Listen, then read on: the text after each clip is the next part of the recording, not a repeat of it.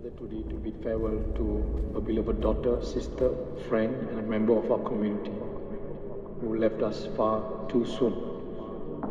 Our hearts are heavy with sorrow, but our memories of Anika are filled with joy, laughter, and hope. Please join me in paying tribute to Anika's life and let us take comfort in the time we had with her.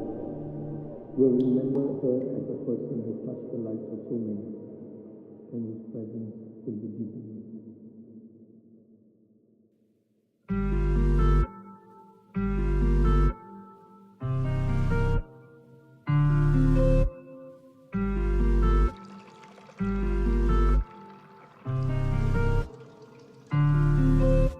கணா கண்டேன் கண் மூடிக்கொண்டேன் காதல் மழையில் நனைந்தே வினா ஒன்றை நெஞ்சோடு கேட்டேன் ஆசை தீ